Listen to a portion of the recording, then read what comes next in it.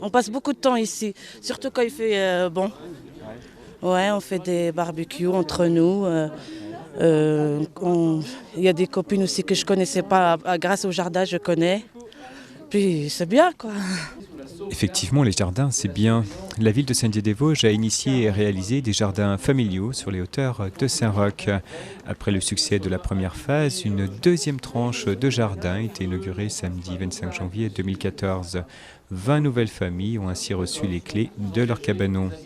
Encore quelques travaux de labourage et tout sera prêt pour les plantations du printemps. Le retour à la terre, la traçabilité des aliments, le partage avec ses voisins, autant d'envies qui motivent ces futurs jardiniers. Le point avec Honda et Nui, 2 employés municipaux qui, eux, cultivent l'art de la convivialité et de la bonne humeur. Normalement, chaque habitant, chaque parcelle a un petit cabanon de 2 mètres carrés, plus une grosse jarre, un récupérateur d'eau d'à peu près... De 700 litres. De 700 litres, ce qui pourra justement les aider en été à bien arroser leur jardin. Alors si on est intéressé puis qu'on veut louer un jardin, comment fait-on ? Eh bien, la première chose à faire, ce serait peut-être d'écrire un petit courrier à la mairie ou bien de venir directement nous voir à Café MPES qui se situe à Kellermann, 7 avenue... 7 rue Jean Jaurès. 7 rue Jean Jaurès, pardon. Et puis voilà, vous demandez Nui ou bien Honda, et puis on va voir un petit peu la motivation de la personne demandeur. Et puis voilà, sinon il n'y a pas de...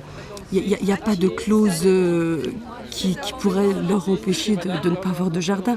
C'est ouvert à tout le monde. C'est ouvert à tout public, tout demandeur peut accéder, bien sûr dans la possible de la disponibilité, quoi. Sinon tout le monde a accès à ces jardins familiaux. Et ça coûte combien ?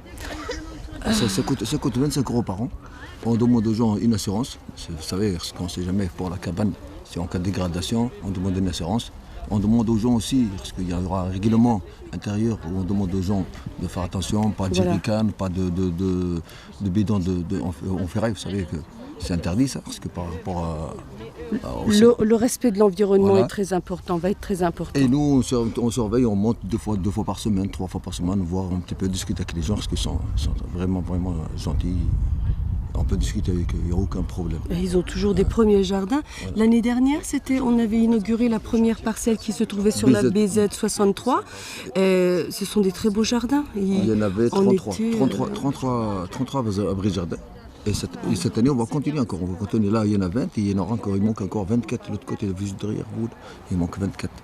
Qui vont peut-être être... Est-ce que ce sera pour cette année ou l'année prochaine ? Voilà, prochainement. Voilà, c'est vrai. En tout cas, c'est un bel endroit qui est très bien exposé.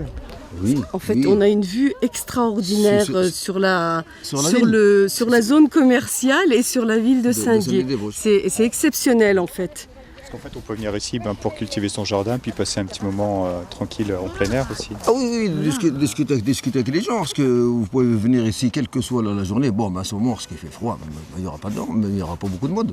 Mais en été, vous pouvez passer, vous voir, ils sont une quarantaine, une cinquantaine de gens ici, ou cultivent, ou bien de passer, discuter avec les gens. Voilà. Et c'est agréable de visiter les jardins de Saint-Dié. Même pour visiter seulement, les gens peuvent venir, visiter, s'asseoir. Il y a des bancs qui sont un petit peu plus hauts, s'asseoir.